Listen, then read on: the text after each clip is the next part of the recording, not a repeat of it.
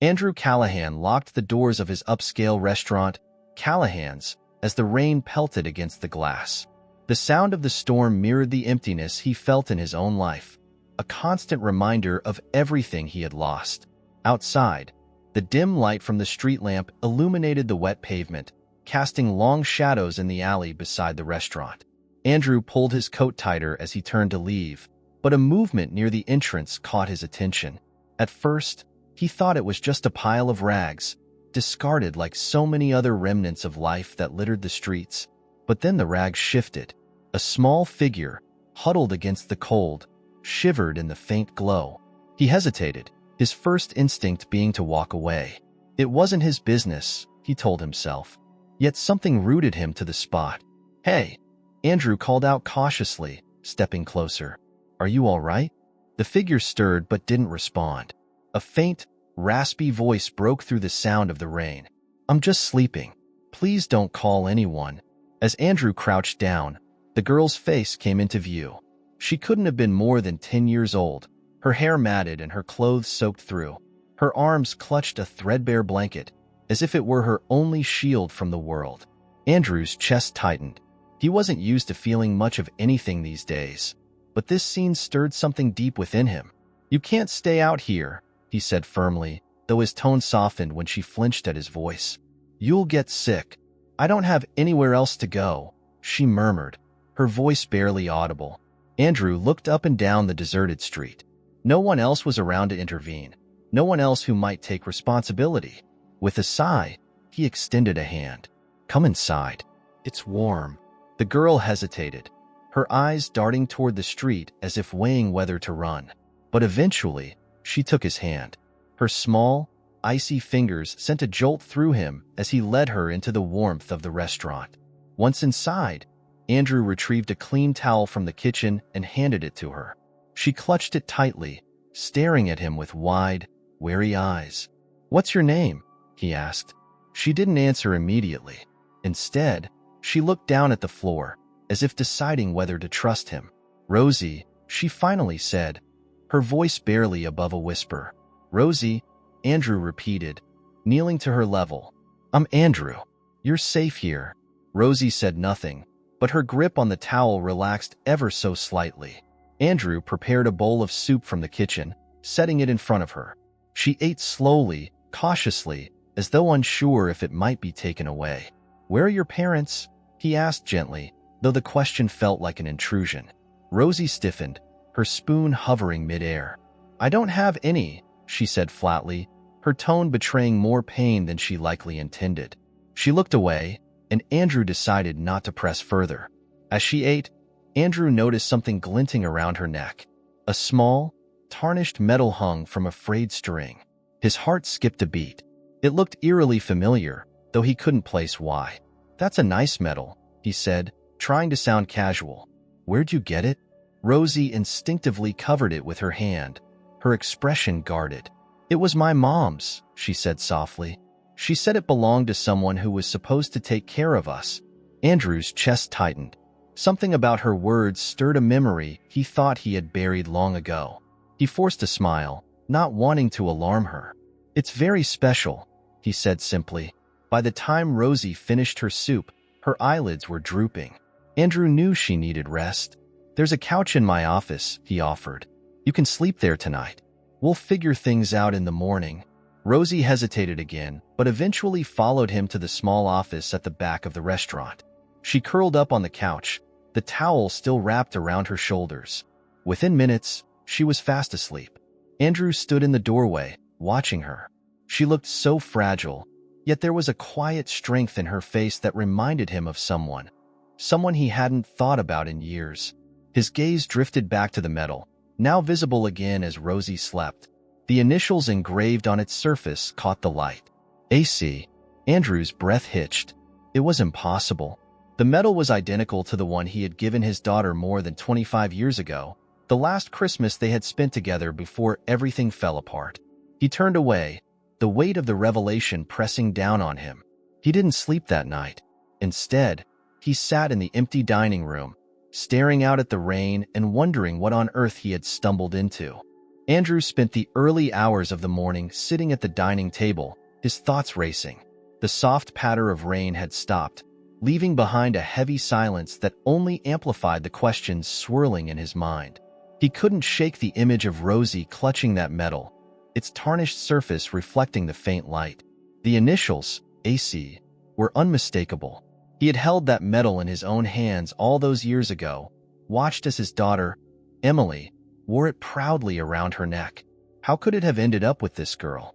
Rosie stirred just as the first light of dawn filtered through the restaurant's windows. Andrew stood quietly in the doorway of his office, watching her rub her eyes and stretch.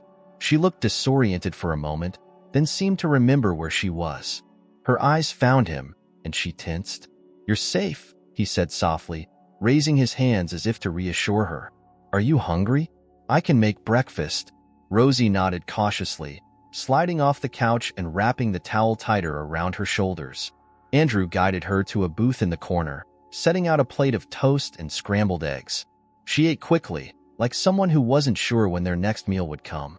He couldn't stop himself from asking, though he tried to sound gentle. "Rosie, do you remember anything else about your mom? Did she ever talk about where she got that medal?" Rosie paused, her fork hovering over the plate. Her eyes narrowed slightly, as though weighing whether to trust him. "She said it belonged to someone important," she finally said. "Someone who cared about us but couldn't be there." Andrew's throat tightened.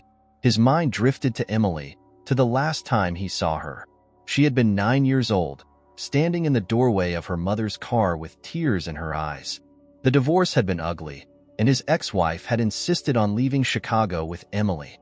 Andrew had fought for custody but lost, and in the aftermath, he had buried himself in his work, too consumed by his own bitterness to fight harder. "Do you know his name?" he asked carefully, his voice strained. Rosie shook her head. "Mom didn't like to talk about it. She just said he was a good man, even if he made mistakes." Andrew felt a pang of guilt, his chest tightening further. He wanted to push for more details, but Rosie's guarded expression told him she was reaching her limit. Instead, he shifted gears. "Rosie, would you like to stay here for a little while? Until we figure out what to do next?" Her eyes widened in surprise, and for the first time, he saw a flicker of hope in them. "You mean it? I don't have to go back?"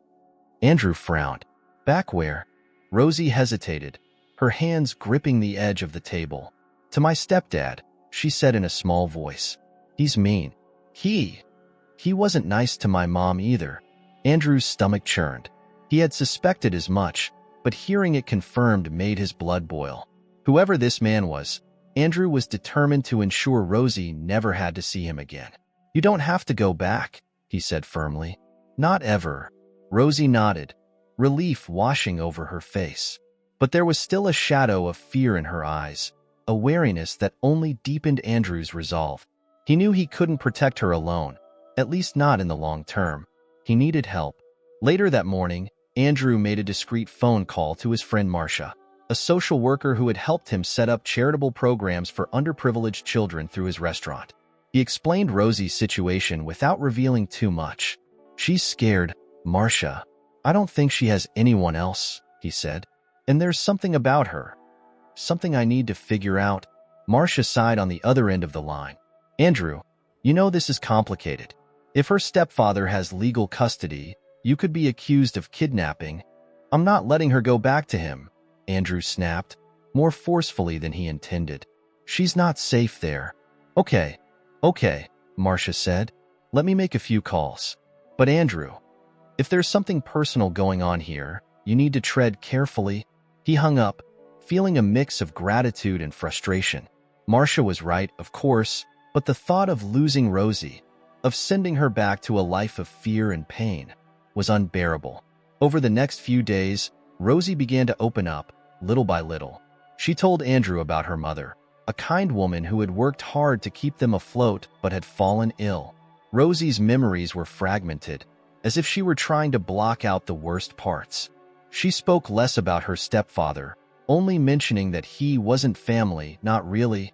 In turn, Andrew shared bits of his own life, careful not to overwhelm her. He told her about the restaurant, how he had built it from the ground up, and how cooking had always been his way of finding peace. Rosie listened intently, her curiosity slowly replacing her initial distrust. One evening, as they cleaned up the kitchen together, Rosie finally asked the question Andrew had been dreading. "Why are you helping me?" Andrew froze, his hands stilling on the dish he was drying. He met her gaze, unsure of how much to say. "Because you deserve it," he said after a moment. "Because no one should have to go through what you've been through." Rosie studied him, her expression unreadable. Then, she surprised him by smiling, a small, tentative smile, but a smile nonetheless. "Thanks," she said softly.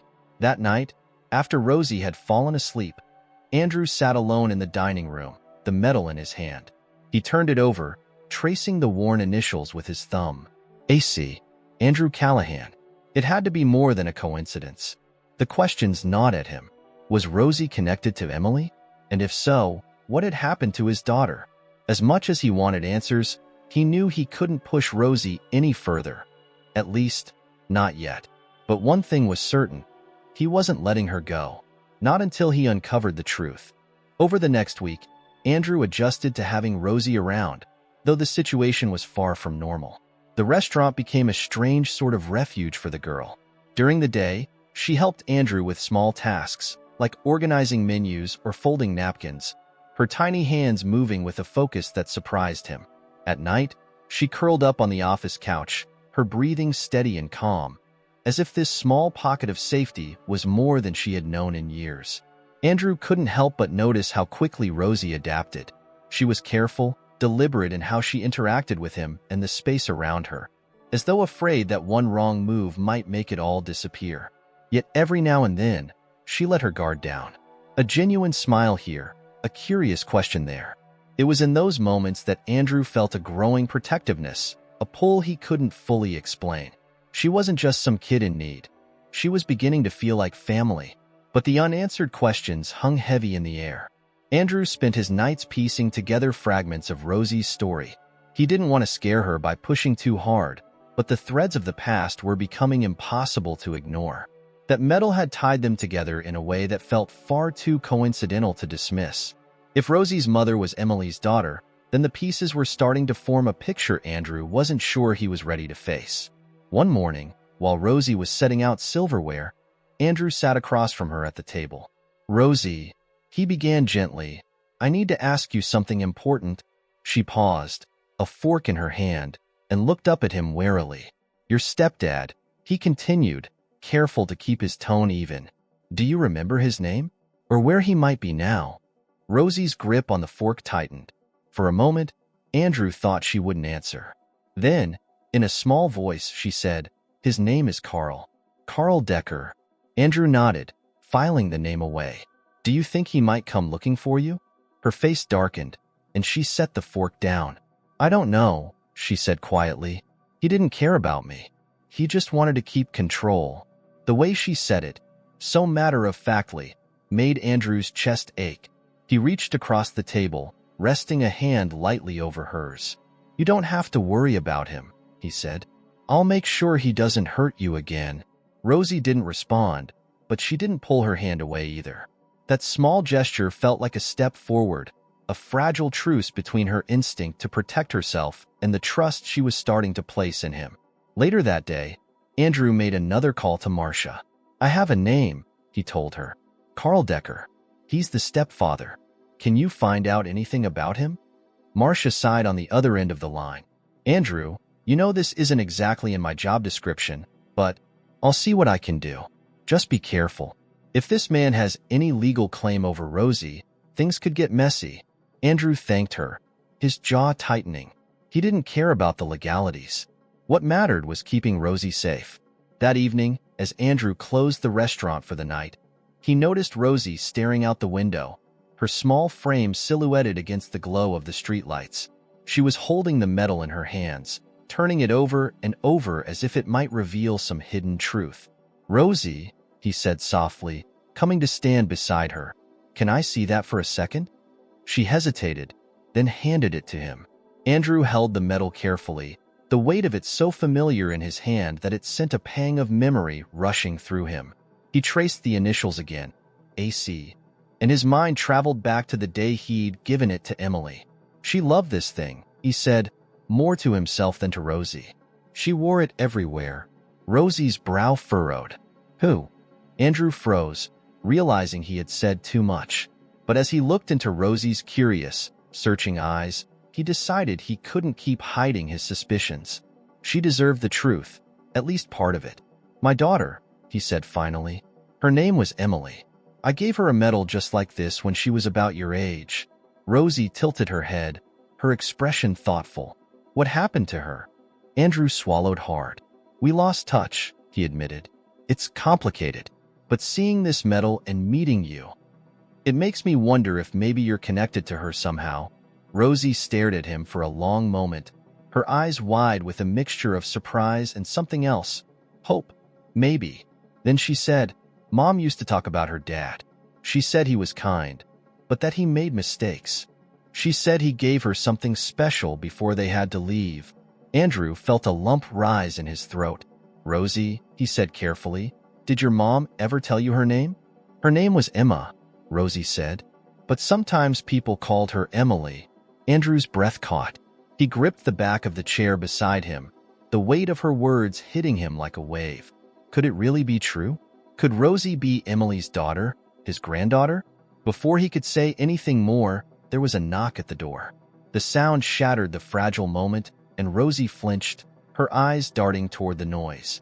Andrew's heart pounded as he approached the door. When he opened it, he was met with the last person he expected, Marcia, her face grim. We need to talk, she said, stepping inside. I looked into Carl Decker. And you're not going to like what I found. Rosie shrank back into the shadows as Marcia entered, her presence casting an air of tension over the room. Andrew clenched his fists, bracing himself for whatever revelation was about to come. Marcia looked at him, then at Rosie, and sighed heavily. He's already looking for her, Andrew, and he's not going to stop. Andrew's gaze shifted to Rosie, who was now clutching the medal tightly again, her small frame trembling. In that moment, Andrew knew one thing for certain. No matter what it took, he wasn't going to let Carl Decker, or anyone else, take her away. Andrew felt the weight of Marcia's words settle over him like a heavy fog. Carl Decker was looking for Rosie, and the thought of that man finding her sent a surge of protective determination through him. He glanced at Rosie, who was still clutching the medal like it was the only thing tethering her to safety. Her wide eyes darted nervously between him and Marcia. Do you know where he is now? Andrew asked, his voice low and steady. Marcia hesitated. I don't have an exact location, but I know he's filed a report. He's claiming Rosie ran away, and if he pushes hard enough, the authorities might come looking. Rosie's face went pale, and she shrank further into the corner of the booth. Andrew immediately moved to her side, kneeling so their eyes were level. Listen to me, he said gently, his voice firm but reassuring. No one is going to take you back to him.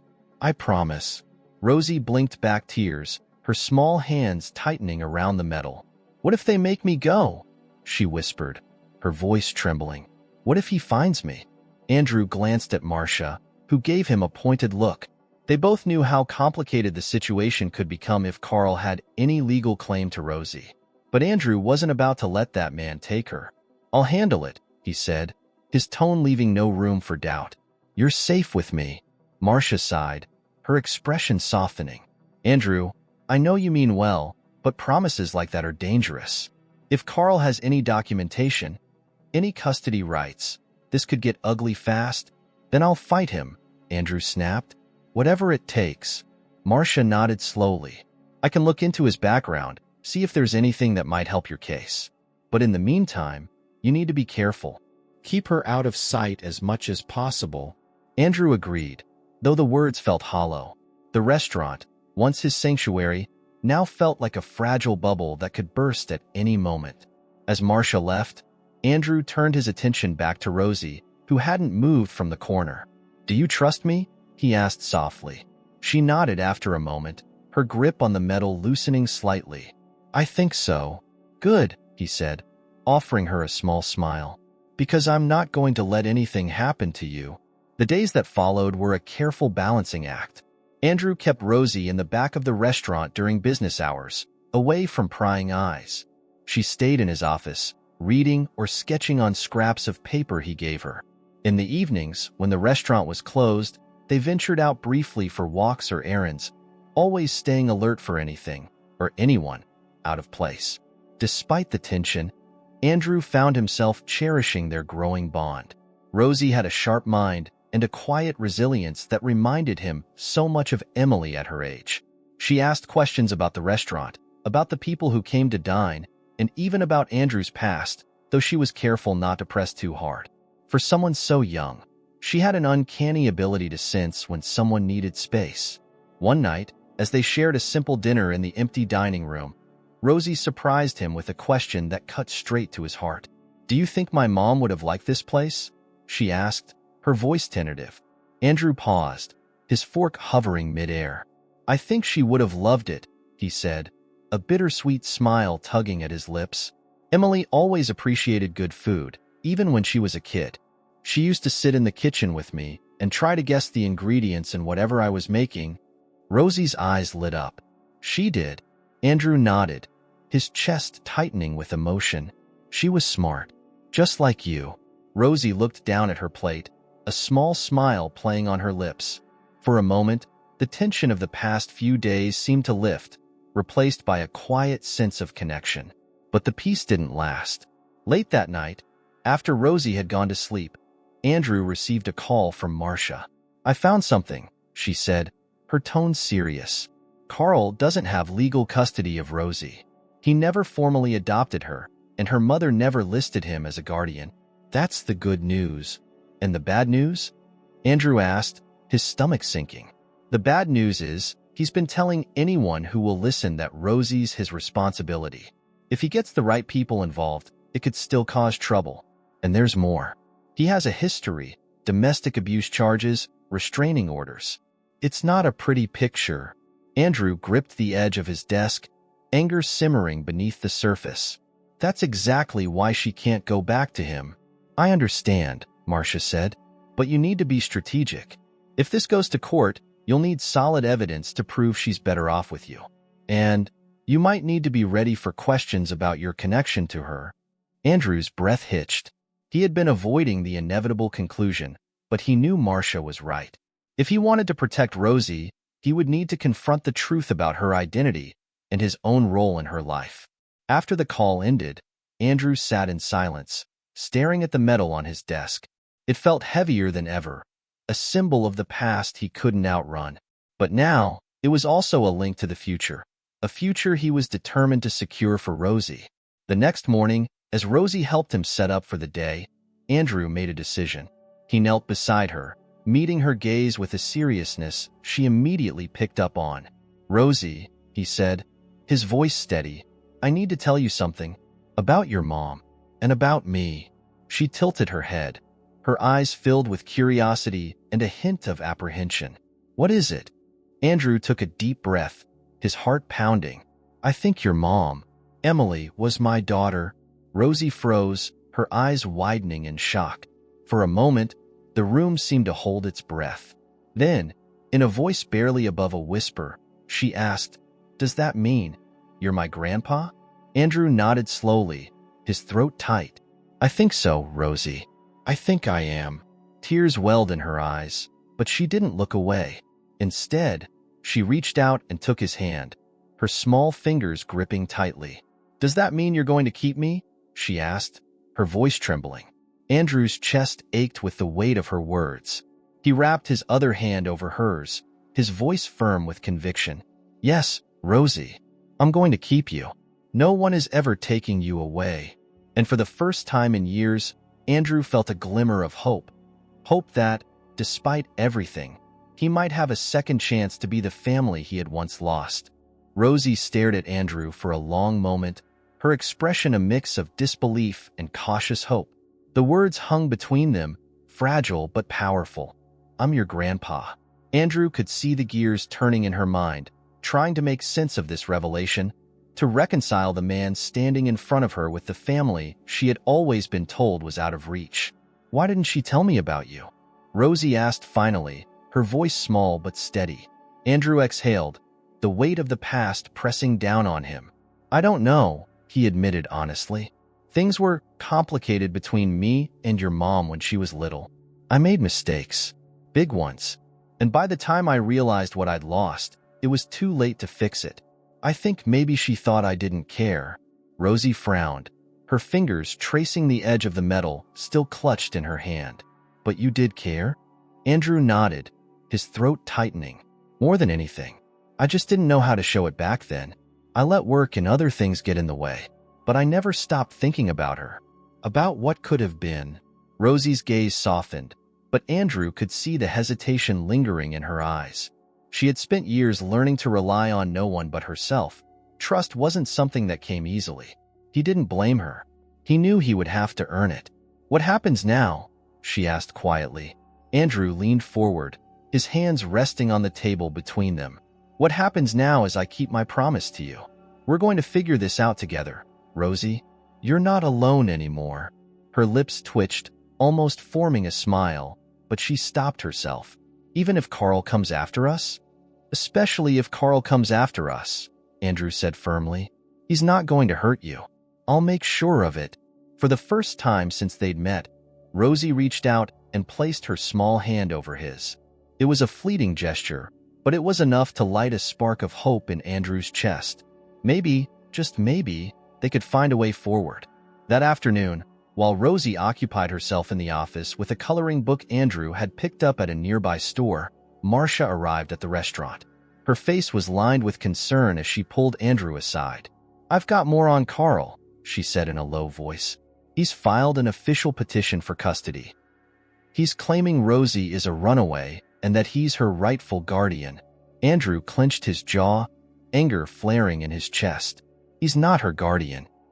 He never even adopted her.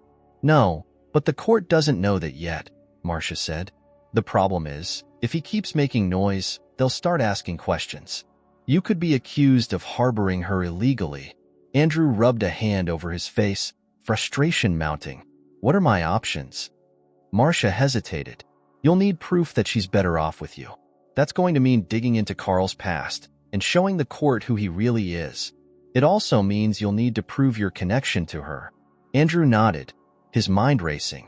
What about her mother? If we can prove Rosie's mom was my daughter, that could change everything. Marcia sighed. It could, but we'd need documentation, birth certificates, records. And even then, it won't be easy. Andrew's chest tightened. He thought about Emily, about how much he had already failed her. He couldn't fail Rosie too. I'll do whatever it takes, he said. Just tell me where to start. The next few days were a whirlwind of research and preparation. Marcia worked tirelessly to gather information on Carl, uncovering a disturbing pattern of abusive behavior and a criminal record that painted a clear picture of the man's unfitness as a guardian. Meanwhile, Andrew focused on proving his connection to Rosie, searching through old boxes of paperwork and photos for anything that might help. Rosie, sensing the tension in the air, remained quiet but observant. She asked few questions, though Andrew could tell she was piecing things together in her own way. One evening, as they sat together in the office, she broke her silence. Do you think she'd be proud of me? Rosie asked suddenly, her voice tentative. Andrew looked up from the stack of papers he had been sorting through. Your mom? Rosie nodded. She always wanted me to be brave, to stand up for myself. But sometimes I don't feel very brave. Andrew set the papers aside and moved to sit beside her. Rosie, he said, his voice gentle but firm. You are one of the bravest people I've ever met. What you've been through, what you've survived, it takes more courage than most people could imagine. And I know your mom would be so proud of you.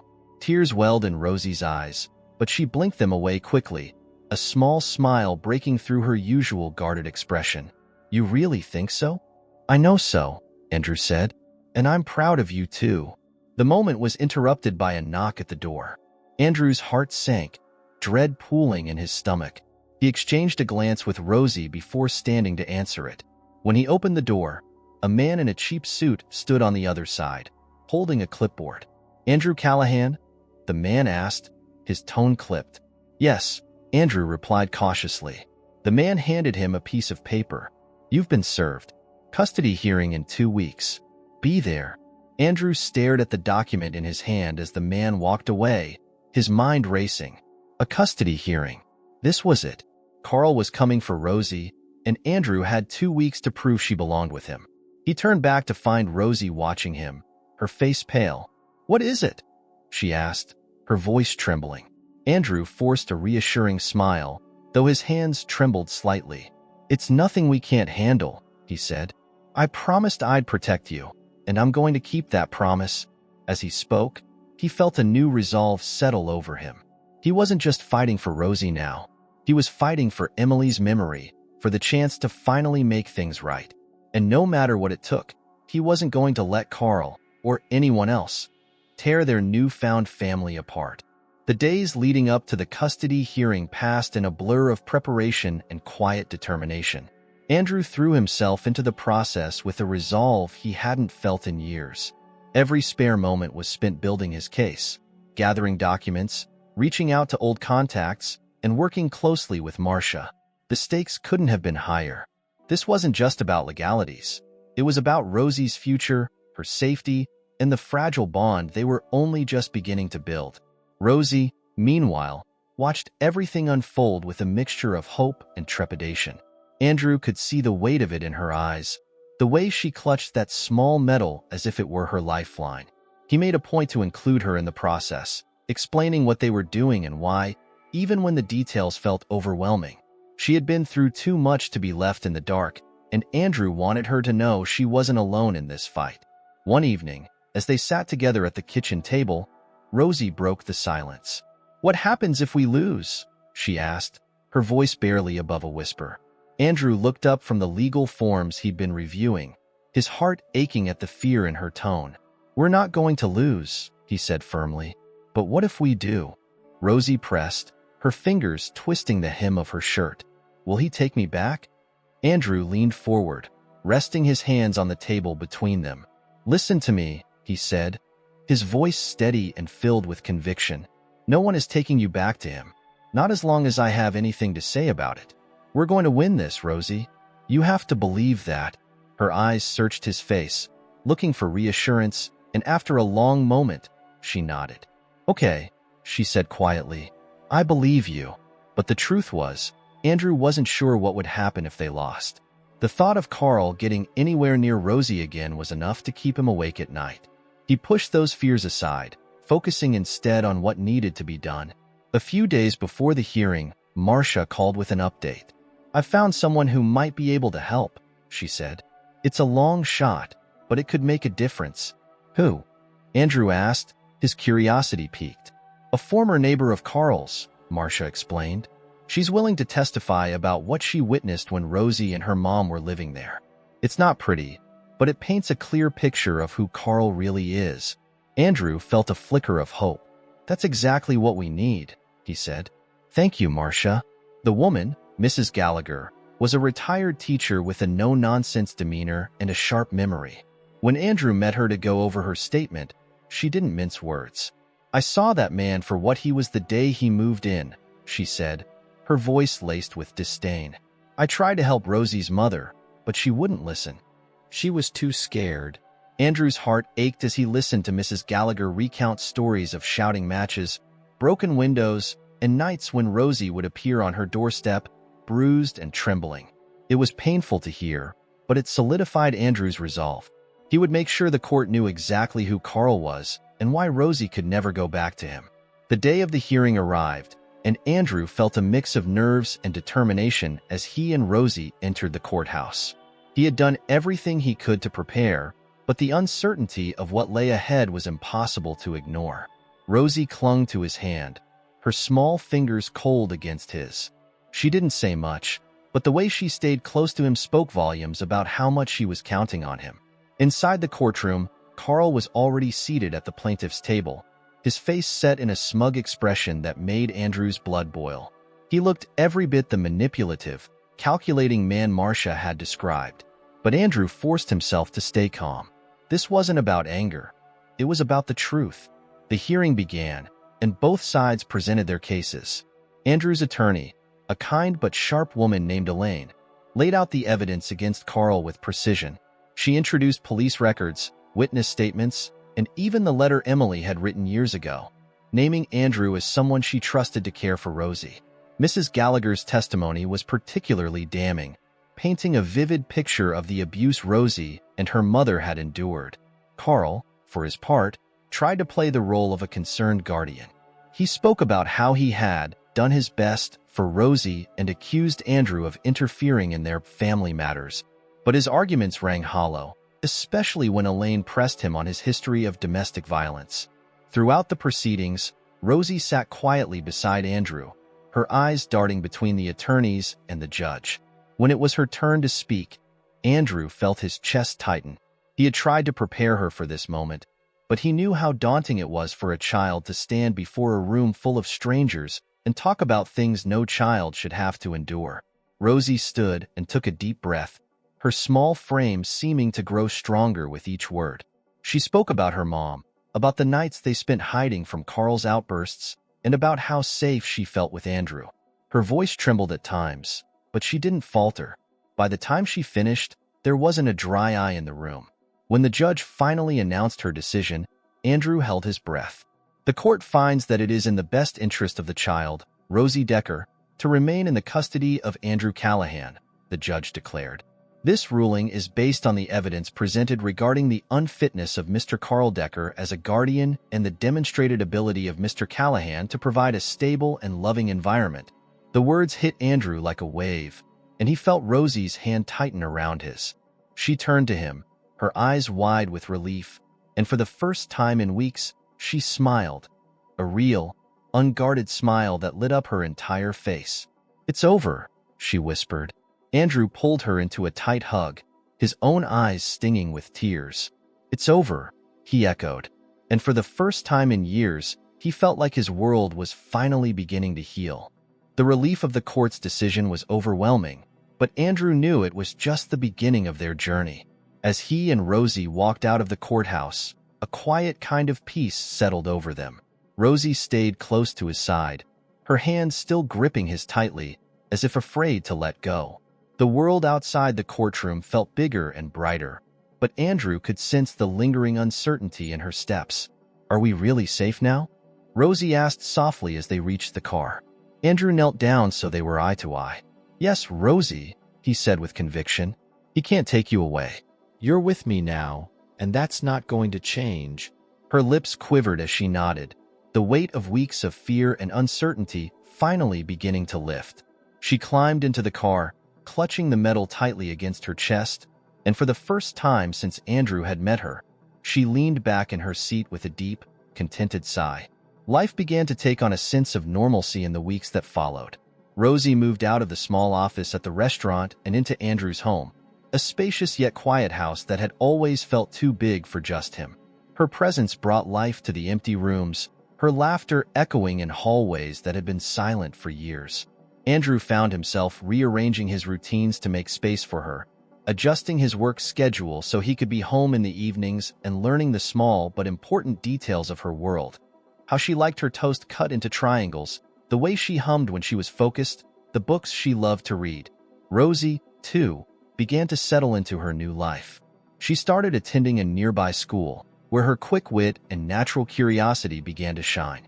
Andrew couldn't help but feel a swell of pride every time she came home with stories about her day, her excitement infectious as she recounted a lesson or a new friend she'd made. But even as she flourished, he noticed the small, cautious habits she couldn't quite shake.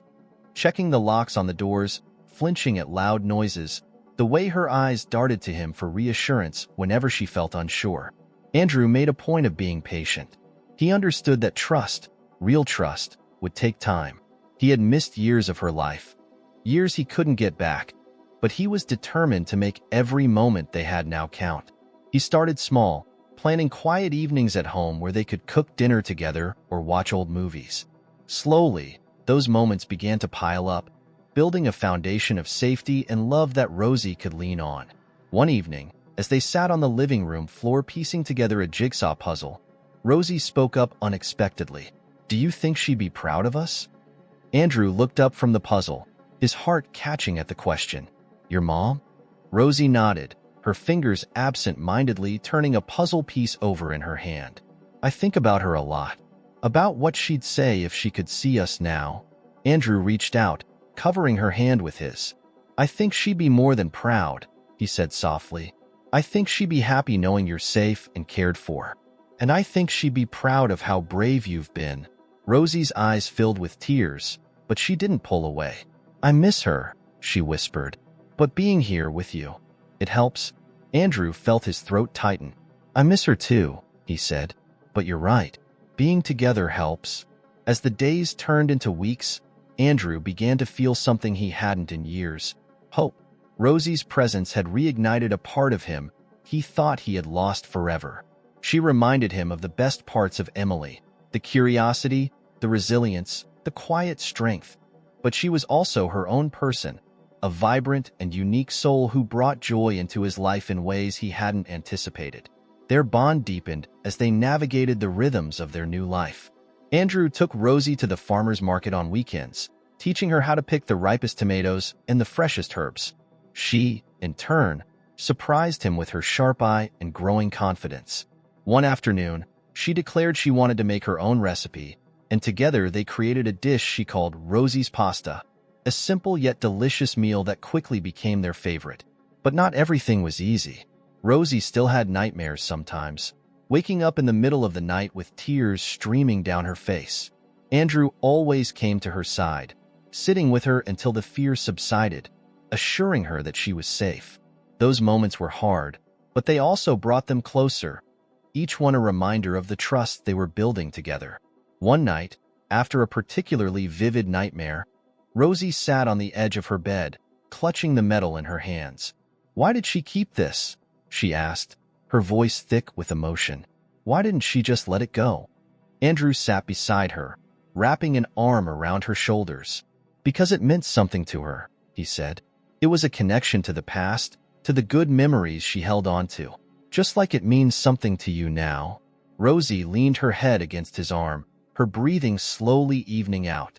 "It's like it's all I have left of her," she murmured. Andrew kissed the top of her head. "You have more than that, Rosie. You have the memories, the lessons she taught you, and the love she gave you. And you have me. We're carrying her with us every day." For the first time in a long time, Rosie let herself relax. She fell asleep leaning against Andrew, her grip on the metal loosening slightly.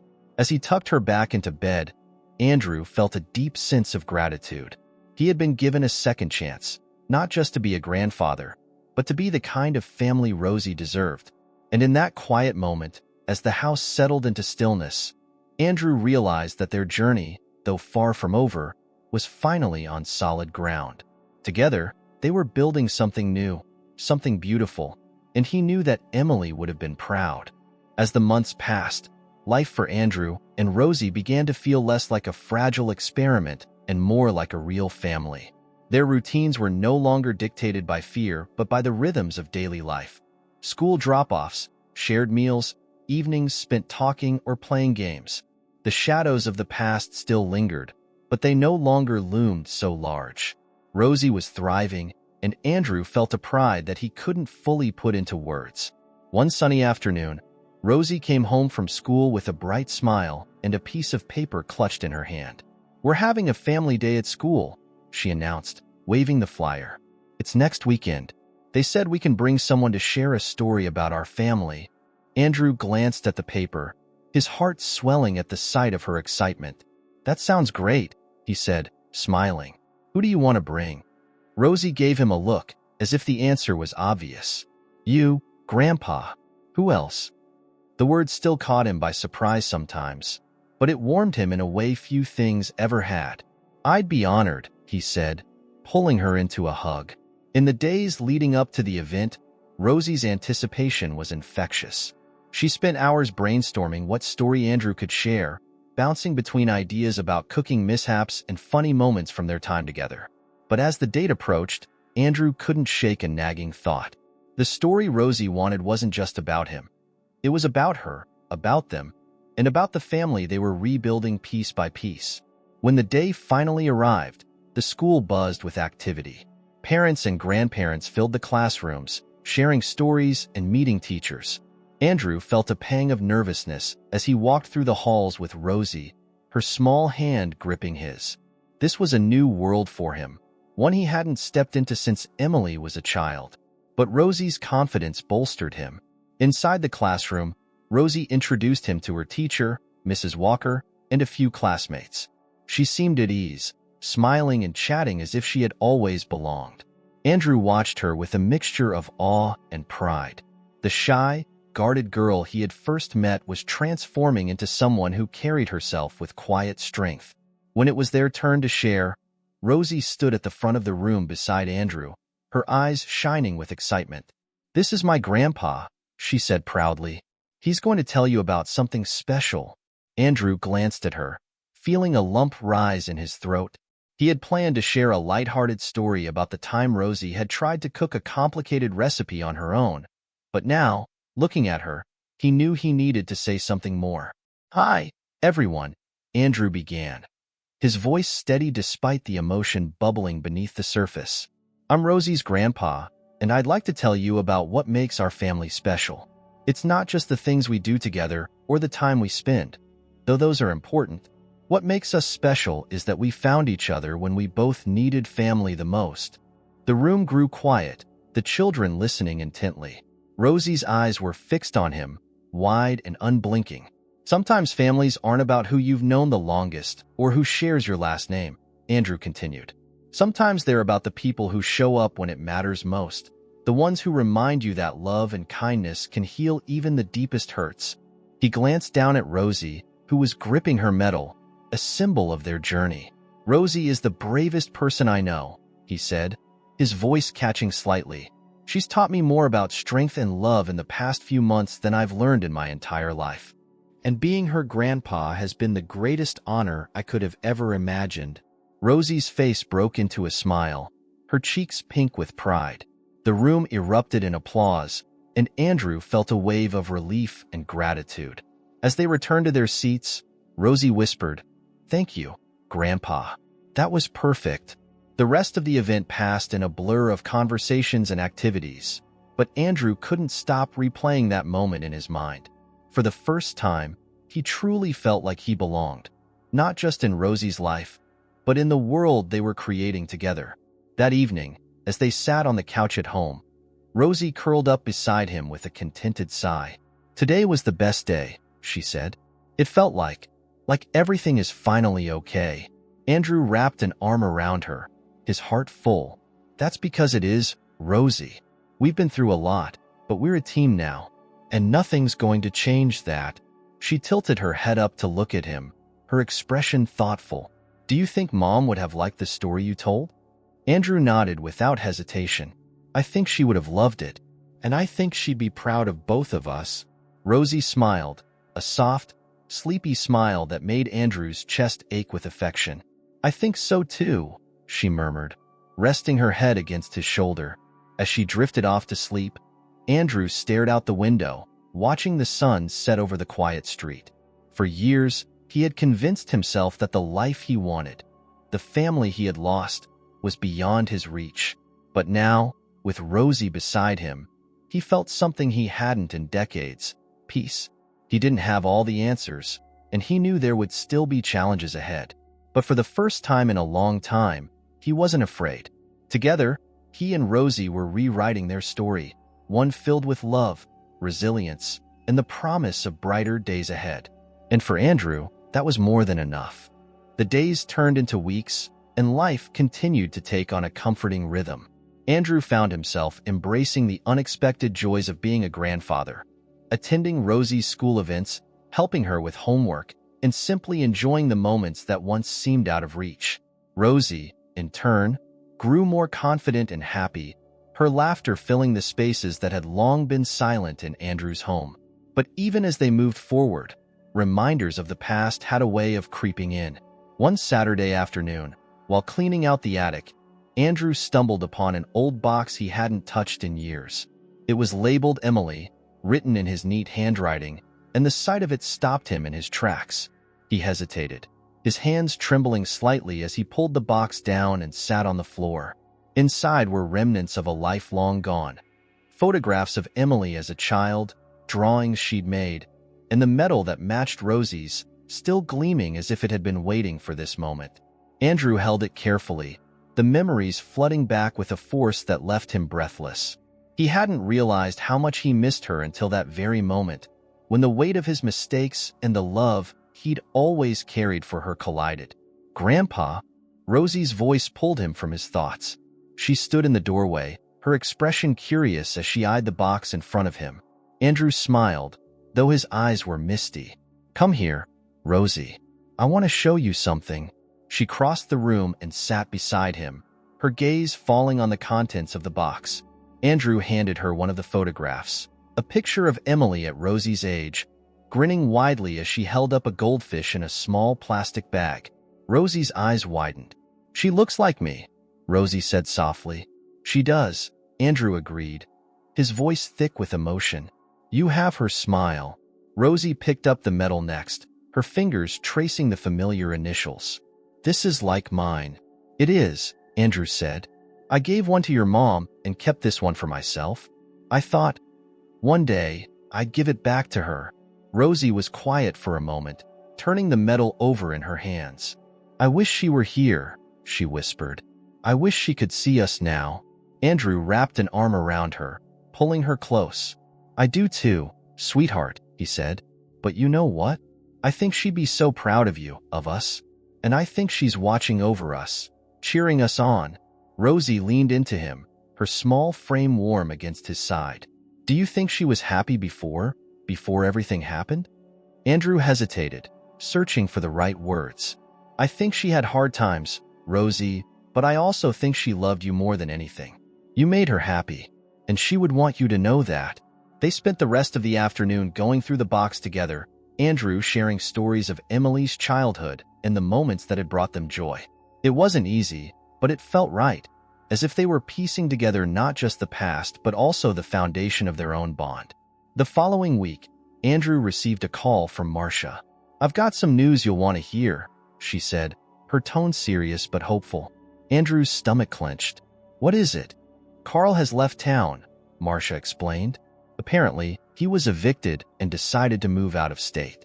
It's unlikely he'll pursue anything further." Andrew let out a breath he hadn't realized he was holding.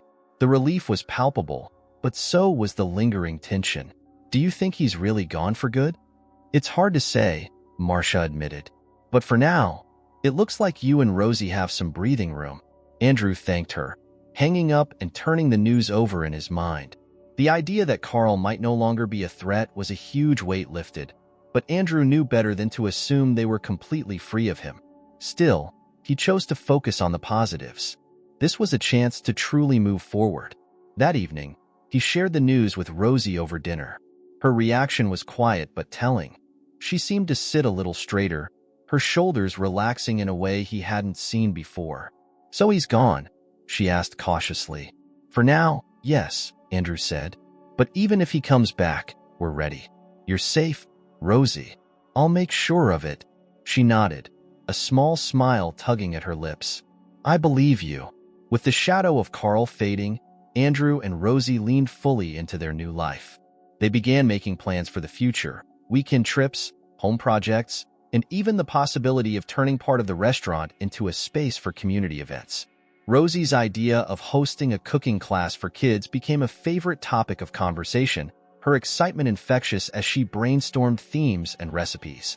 One night, as they sat on the porch watching the stars, Rosie turned to Andrew with a thoughtful expression.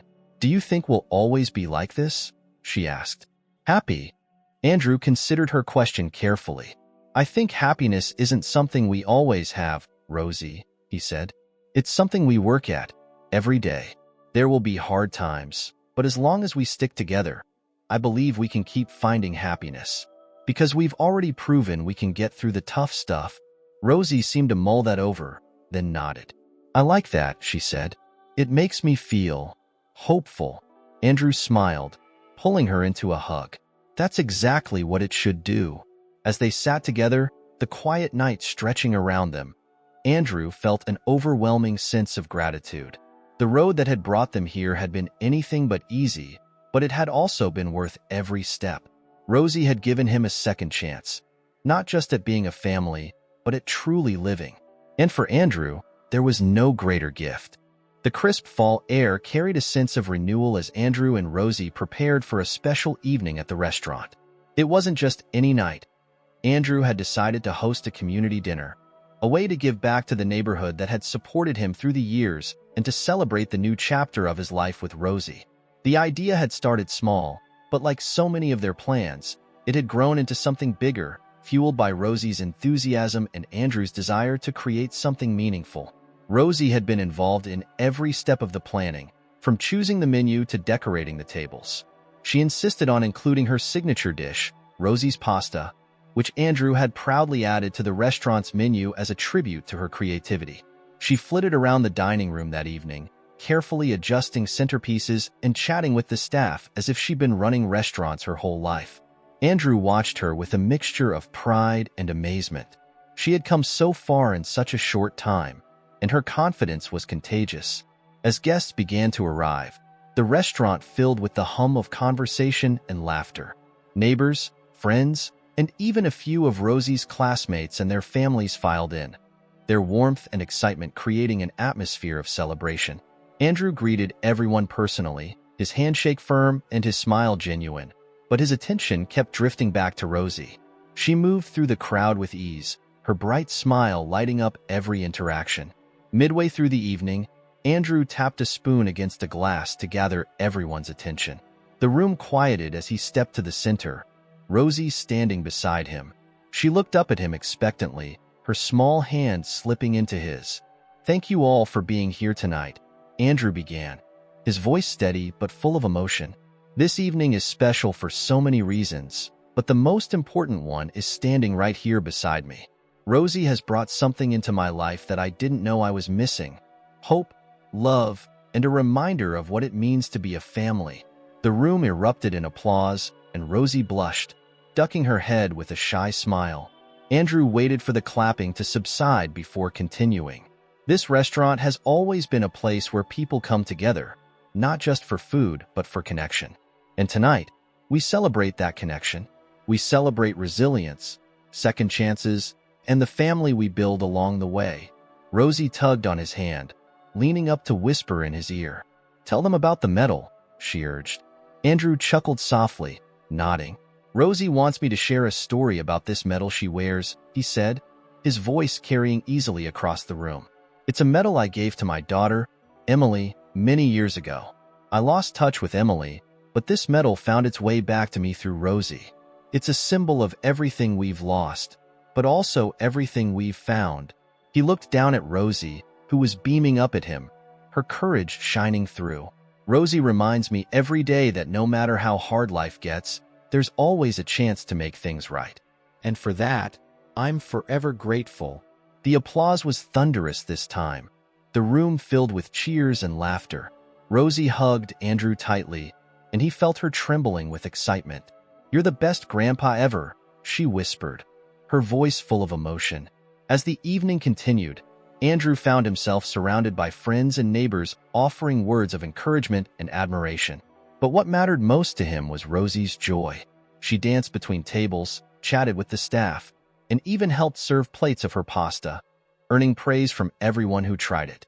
Near the end of the night, as the crowd began to thin, Andrew stepped out onto the restaurant's back patio for a moment of quiet.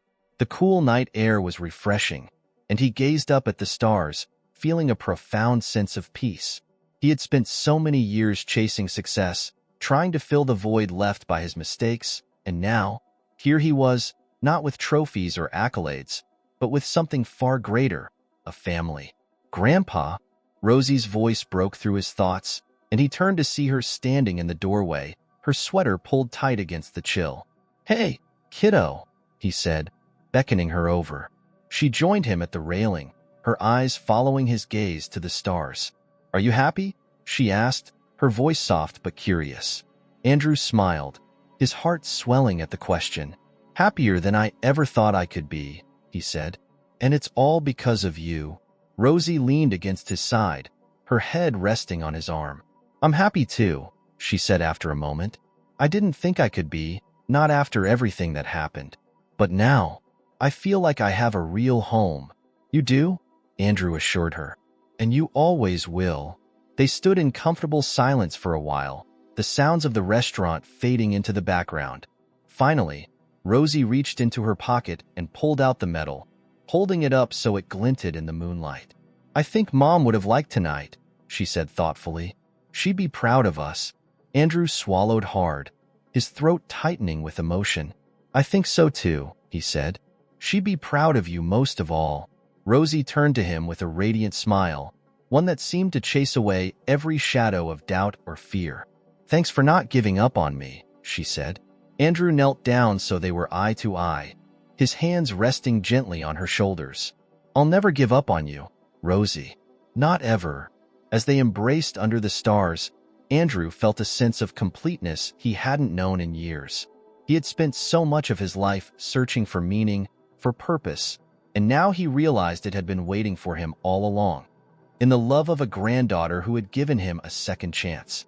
Together, they had built something unshakable, something beautiful. And for Andrew, that was more than enough. It was everything.